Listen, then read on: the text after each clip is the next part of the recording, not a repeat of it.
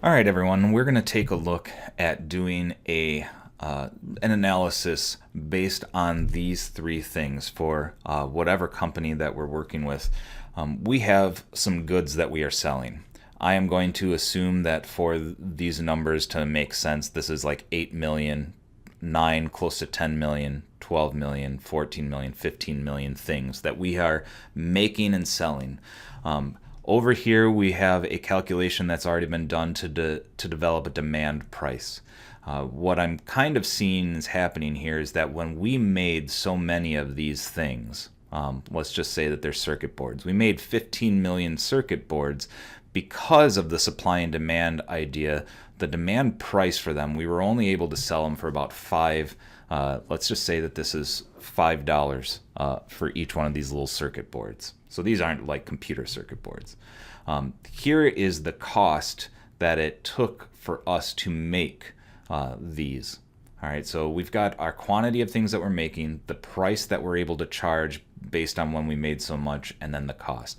What I am going to show you how to do is work through just a very simple version of a profit based on the revenue and the cost to figure out what is our profit going to be and use that to make a prediction. All right. Now, most people would recognize right away that when I made, let's say, I'm going to round this off for doing this by hand. When I made 8 of these at $9 a pop, the revenue that we ended up having for that one was, well, we made $72. The profit that we ended up making for that was 72 minus the $60, so I made $12 of profit. All right, I could do that for all of these and say, oh, here's 10 and 8, so we had 80, 80 minus 71 ends up being 9 for the profit, and kind of go through by hand. This is all the stuff that happened in the past. All right, this is what we are going to use to make a model, maybe even a predictive model of what's going to happen in the future, to be able to run a report and say that this is where we are going to look for our best profit opportunity based on these two simple ideas. I'm going to show this in 2 ways, or actually, excuse me, in 3 ways. The first way, I am just going to show basically the algebraic function.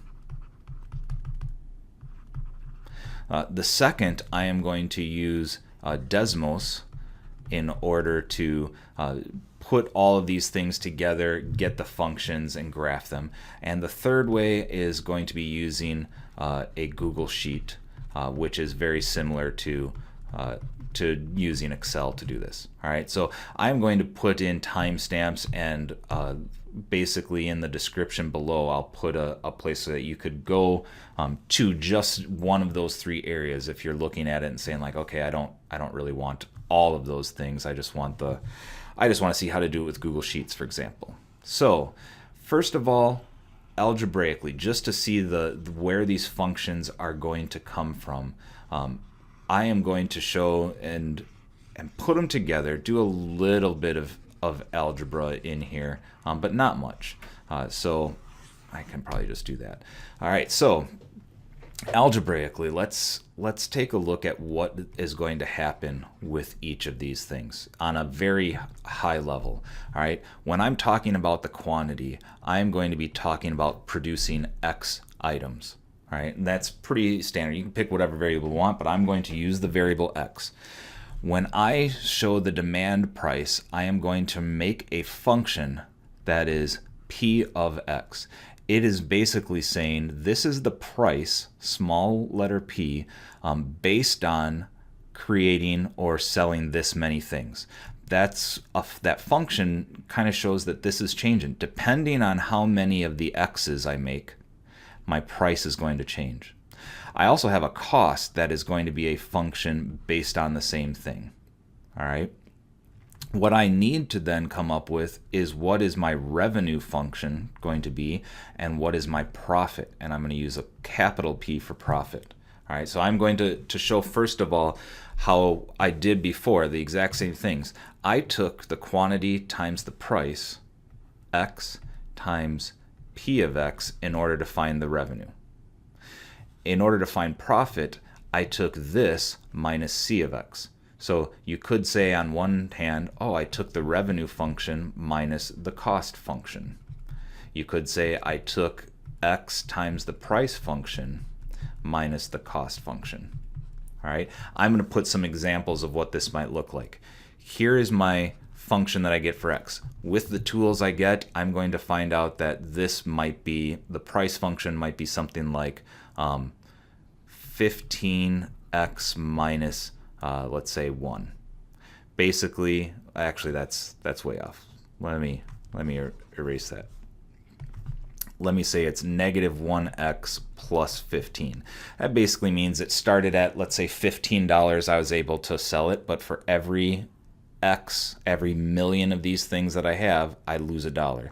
And if you look at this, 8 million, I made $9. 10 million, $8. So that's not exactly right. It's a little bit off, but I'm losing $1 for every million of these that I make. Let's just say that the cost function, just looking at this, ends up being 100 plus 20x, meaning that it cost me $100 just to set up the shop, but then for every million of these that I make, it costs me an extra 20. Now these are not the actual functions here. These are just based on the ones that I have. All right, so with that in mind, for me to figure out revenue, I am simply going to take, just like I did up here when I had an 8 and a 9 and I multiplied it to get 72, I am simply going to take the X times the price of X, and I'm going to write it right here. X times negative 1x plus 15. A lot of people would simplify this. I'll do that for you. This is where a slight bit of algebra. I'm going to simplify this to be negative 1x squared plus 15x. That is my revenue function. Okay. The cost function, again, all I was doing was taking the revenue minus the cost. Over here I did 72 minus 60, all right, to get the cost of 12, or excuse me, the profit of 12. I'm going to do the same thing here, only now I'm using my revenue function. I'm going to use this one down here because it's probably the neatest, and I'm just going to rewrite that as negative x squared plus 15x. Now I'm going to subtract, and this is supposed to be profit, no wonder I said cost.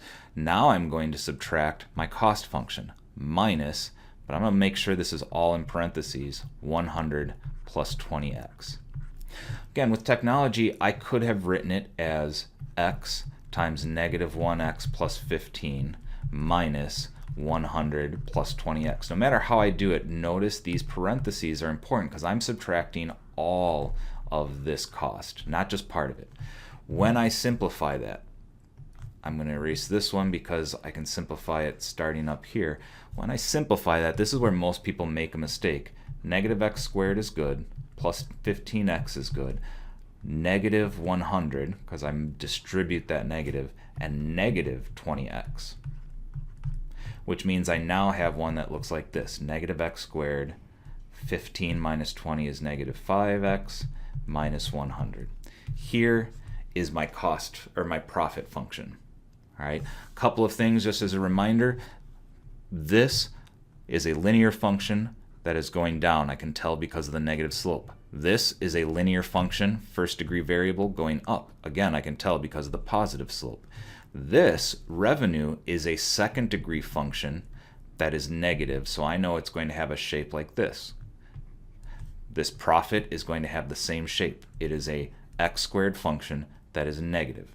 It's important to know because that makes sense. That tells me that there is going to be, on this side, when I'm making very few items, I'm not getting as much revenue. But when I go and make too many items, I can't sell them for as much. That's what I'm seeing here. I'm not making as much revenue. There is a sweet spot right at the top of that where I'm going to make the most revenue. Profit's the same way. When I only sell a few items or when I sell too many items. And that part, a lot of people struggle with, well, how can you sell more items but not be making a profit? And again, it comes back to, well, when I sell too many items, I'm not able to charge as high a price. Supply demand. So there, again, there's going to be a sweet spot. That's what this looks like algebraically. All right, so for part 2, let's take those exact same things and learn how can I find, without just kind of guessing, how can I find these things using Desmos. So I'm going to move this over to the side here. I'm going to open up Desmos on here. And Desmos is just a graphing calculator, so I'm basically just using a normal graphing calculator. Don't want the full screen. So first of all, when I'm using Desmos, one of the things that I personally, since I have access to the computer, I would just copy this table and I would put it in here. But I need to figure out 2 things, my price function and my cost function. And while I'm looking at it over here, I'm just going to make these a little bit bigger so that I can read them.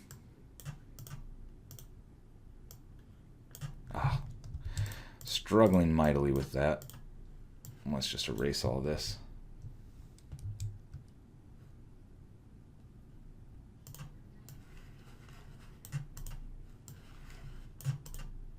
All right, so over here I'm going to insert a table.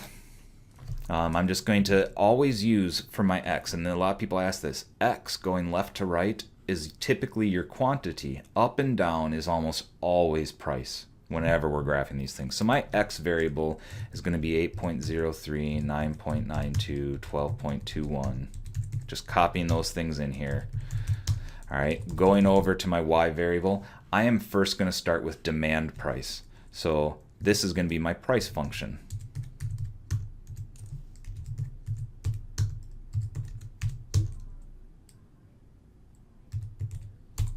All right, so I have that put in here, and if I open this up now that I have it, I basically see what starts to look like the shape of a line. One of the things that's important for you to know is that the equation of a line, and I'm making a new thing on the left here, is y equals mx plus b. That's what a line looks like.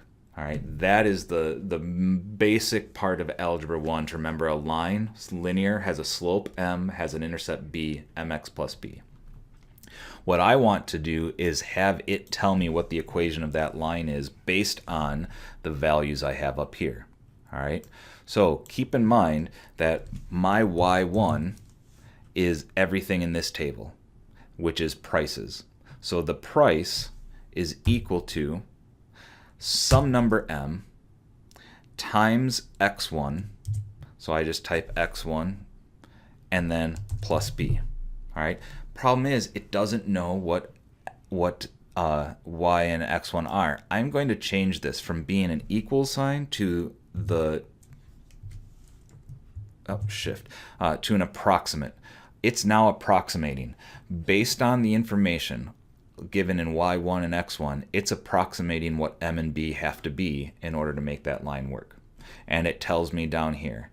So the equation of this line, and I'm just going to write it all together, approximately for me is y equals negative 0.49, I'm going to round that up to 50 cents, x plus 13.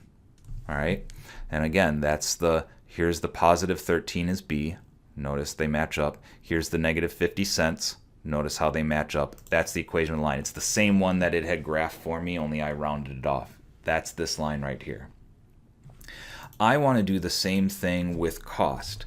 All right, so I'm going to throw another variable in here, and I could change all of these. Some people, I think, would prefer, instead of using x and y, they would use p and whatever. I'm going to throw another variable in here. This one is going to be the cost, and so I'm just going to grab this from the same data over here, because this is my price function. My cost function is going to use these values.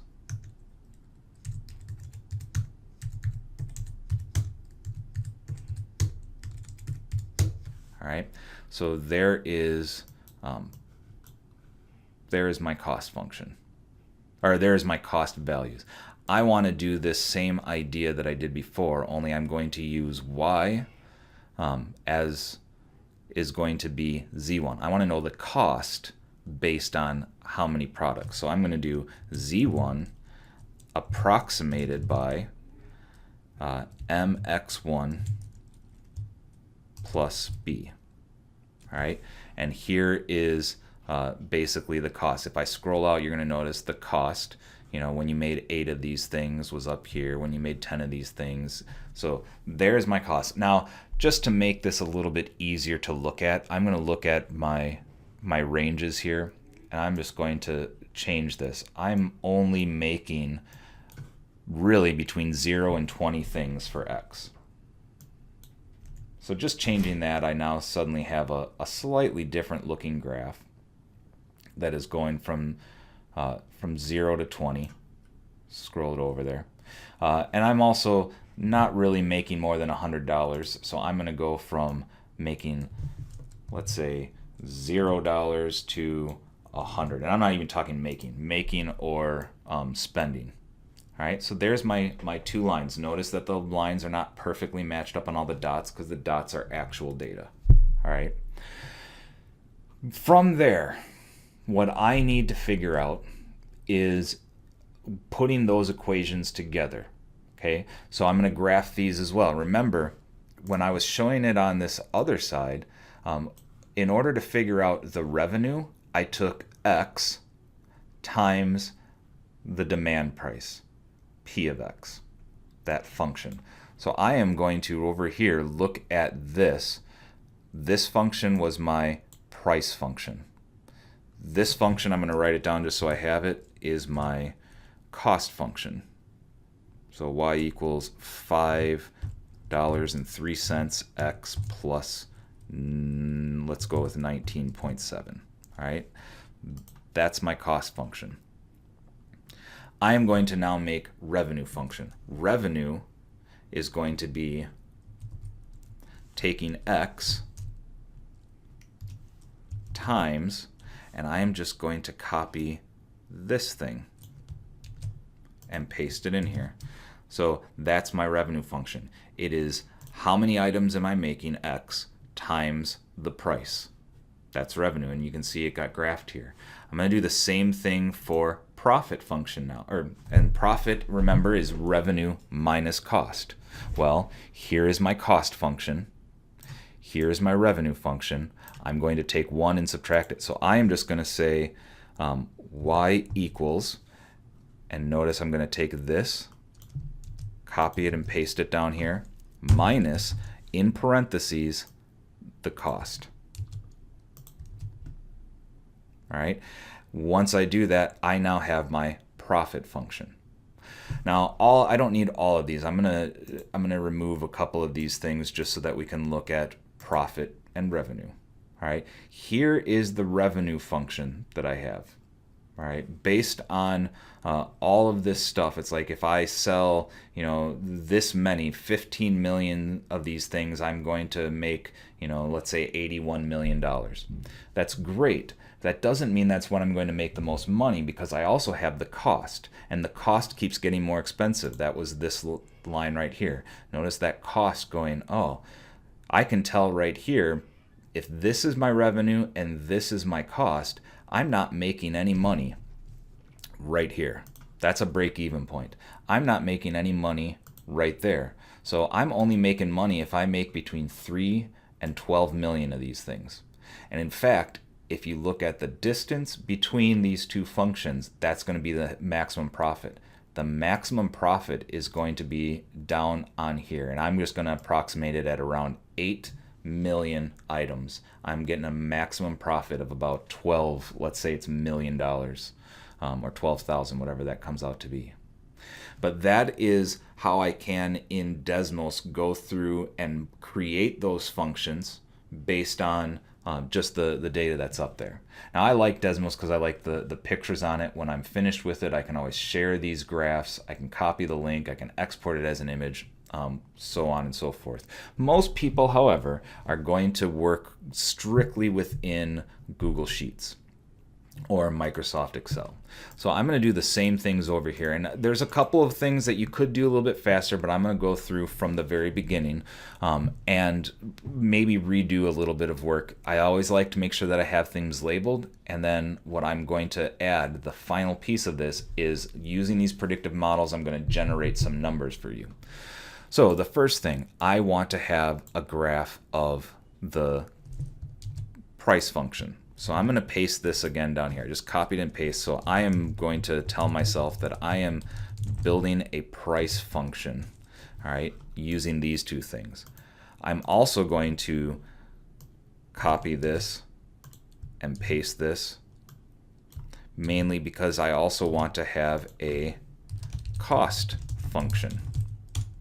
All right, those are the two things that I need right away. And when I'm all done with this, I am going to make predictions to really create anywhere between, let's say, 1 and 20 million, just like I had before. So 1, 2,